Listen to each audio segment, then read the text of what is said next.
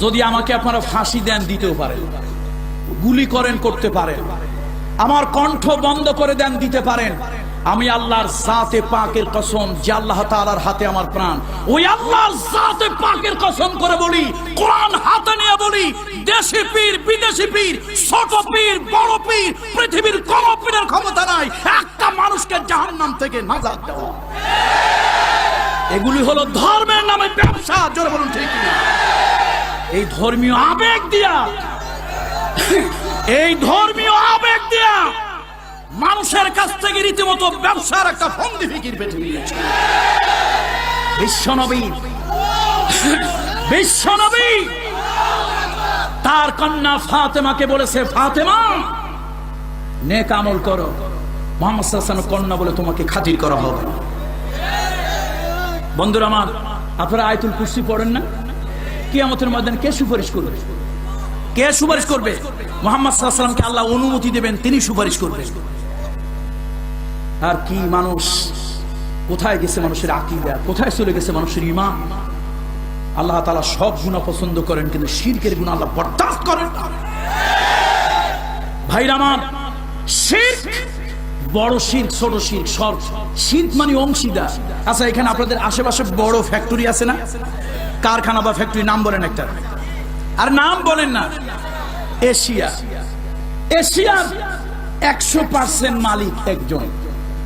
ওর ভিতরে যদি 10% শেয়ারও কেউ কেনে, সে ওইটার মালিক কিনা। ছোট হোক অল্প হোক, অল্প হোক, সে কত পার্সেন্ট শেয়ারের মালিক? যদি 5% কেনে, তাও সে শেয়ার অংশীদার। কথা ঠিক কিনা? একজনের শেয়ার 95, আর একজনের কত? সে কি দাবি করতে পারবে আমি এটার অংশীদার? দাবি করতে পারবে নাকি পারবে না? বন্ধুরা আমার, আপনি আল্লাহ যা পারে সামান্য একটু অংশ যদি কেউ মনে করেন আল্লাহ তো নাজাত দেয়, তবে ওলি আল্লাহরাও দিতে পারেন। 1% হইলো শিরিক হয়ে গেছে, 1% হইলো কি হয়ে গেছে? শিরক হয়ে গেছে। মনে রাখবেন, সব পাগলামি ভালো, কিন্তু শিরকের পাগলামি ভালো না।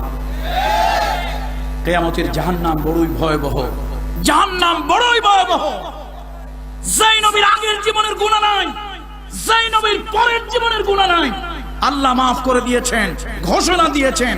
সেই নবী সকাল সন্ধ্যায় চোখের পানি ছেড়ে অথবা আবেগে আল্লাহর কাছে দোয়া করতেন, আল্লাহুম্মা হাসিবনি হিসাবান ইয়াসীরা, আল্লাহুম্মা হাসিবনি হিসাবান ইয়াসীরা, আল্লাহুম্মা আজিরনা মিনান নার। তাহলে মুহাম্মদ সাল্লাল্লাহু আলাইহি ওয়াসাল্লামের কোনো গুনাহ ছিল? নাউযুবিল্লাহি মিন যালিক। আল্লাহ তাআলা তাকে মাসুম, বেগুনাহ বানিয়ে দিয়েছিলেন। সেই নবী যদি জাহান্নাম থেকে পরিত্রাণের জন্য আল্লাহর কাছে দোয়া করে, ওই নবী যদি কিয়ামতের ময়দানে আল্লাহর কাছে হিসাব সহজ করে দেওয়ার জন্য দোয়া করে, তুমি আর আমি কে? কে আমরা? বন্ধুরা আমার, দুর্ভাগ্য আজকে দুনিয়ার সব ব্যবসার মন্দা, শুধু ধর্ম ব্যবসার মাশাআল্লাহ বাজার ভালো। সব ব্যবসার কি যাচ্ছে? আকাল দুর্দিন যাচ্ছে, অর্থনৈতিক মন্দা যাচ্ছে সব ব্যবসায়। একটা ব্যবসা মাশাআল্লাহ ভালোই চড়া, পুঁজি ছাড়া ব্যবসা লস হওয়ার কোনো ভয়? পুঁজি খাটাইলেই না আপনার লস হবে, পুঁজি নাই লস নাই। সুতরাং মনে রাখবেন, কিয়ামতের ময়দানে আল্লাহ রাসূল আম্মা জান আয়েশা সিদ্দিকাকে বলেছে, আয়েশা কিয়ামতের ময়দানে মানুষগুলো উলঙ্গার লঙ্গিনী হয়ে উঠবে।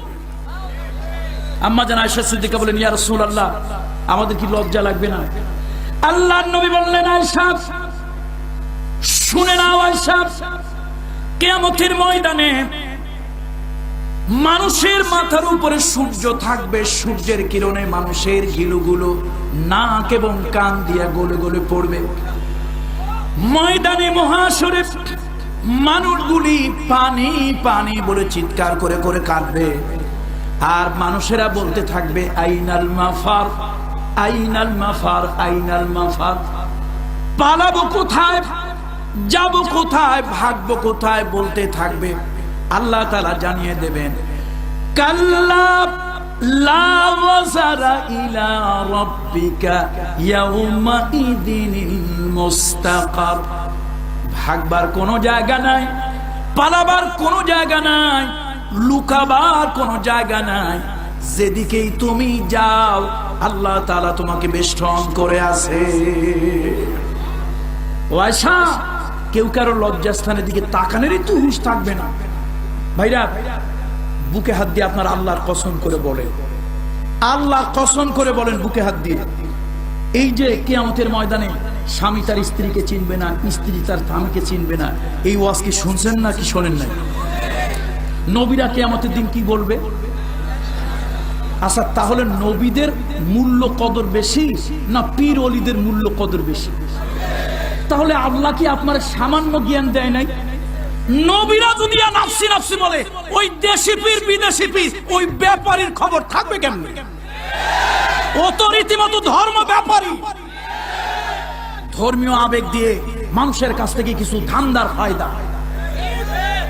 এই জন্য বলি, আল্লাহ তাআলা এর থেকে আমাদেরকে হেফাজত করুন, আল্লাহ তাআলা এর থেকে আমাদেরকে হেদায়েত করুন। বন্ধুরা আমার, কিয়ামতের ময়দানে কঠিন মুসিবত থেকে বাঁচার জন্য আল্লাহ শিখাই দিয়েছেন করুণাময় গোলাম যারা হবে তাদের 4 নম্বর গুণ। আল্লাহর গোলাম যারা হবে তাদের কয় নম্বর গুণ? 4 নম্বর গুণ। তারা চোখের পানি ছেড়ে দিয়ে কাঁদবে, আল্লাহ জাহান্নাম বড়ই ভয়াবহ, জাহান্নাম বড়ই ভয়াবহ, আল্লাহ ওই জাহান্নাম থেকে আমাকে বাঁচাও, আল্লাহ জাহান্নাম থেকে আমাকে বাঁচাও। যদি সত্যি ভয়াবহ না হতো আল্লাহকে এই যে শিক্ষা দিতেন। আচ্ছা, আপনারা এইটাও বলেন, আজ পর্যন্ত কোন আলেম ওলামার মুখ থেকে শুনছেন কিয়ামতের ময়দানে, হাসরের ময়দানে কোনো ছায়া থাকবে না, একটা ছায়া ছাড়া? শুনছেন কি শোনেন নাই? কার ছায়া সেইটা? কার ছায়া সেইটা? তাহলে আল্লাহর আরশের ছায়া। যদি এই দুনিয়ার বাবারা এত বড়ই ক্ষমতাসীন হতো তো বাবার ছায়াও তো হতো। কিয়ামতের ময়দানে নাজাতের রাস্তা একটাই, আল্লাহর গোলাম। জোরে বলেন ঠিক কিনা? নবীরা যেখানে নাফসি নাফসি বলে কাঁদবে, সেখানে এই ব্যবসায়ীদের খবর কোথা থেকে থাকবে? আল্লাহ তাআলা আমাদের প্রতি রহম করুন। মুহাম্মদ সাল্লাল্লাহু আলাইহি ওয়াসাল্লামের কোনো গুনাহ ছিল না, আগেরও নাই পরেরও নাই। আল্লাহ তাআলা তাকে মাসুম বেগুনাহ ঘোষণা দিয়েছিলেন। সেই নবী যদি কাঁদতে পারেন, সাইয়্যিদুনা আবু বকর সিদ্দিক যদি কাঁদতে পারেন, ওসমান জিন্নুরাইন যদি কাঁদতে পারেন, আলী রাদিয়াল্লাহু তাআলা আনহু কাররামাল্লাহু ওয়াজহাহু তিনি যদি কাঁদতে পারেন, তাবেঈরা তাবেঈরা যদি কাঁদতে পারেন, আল্লাহর ওলিরা যদি সেই দায় পড়ে কাঁদতে পারেন, তাহলে তুমি নাজাত দেওয়ার কে? এই কথাগুলি বলে মানুষকে এই আখিরি যুগে কিছু দজ্জাল বের হয়েছে। এগুলা পীর নামক দজ্জাল। এগুলা কি পীর নামক কি? জোরে বলেন। ওমা আলাইনা ইল্লাল বালাগ, বলার দায়িত্ব আমার, বলে গেলাম। কিয়ামতের ময়দানে আল্লাহর আদালতে দেখা হবে ইনশাআল্লাহ। আল্লাহর আদালতে দেখা হবে, কিয়ামতের ময়দানে দেখা হবে ইনশাআল্লাহ। আল্লাহর বিচারের আদালতে আল্লাহ তাআলার কাছে আসামি যেন না হয়। শেরশাহ কলোনি মাঠে হাজার জনতার উপস্থিতি হয়েছিল, তুমি শরীয়তের কথা, হকের কথা কেন বলো? বলার দায়িত্ব বলে গেলাম।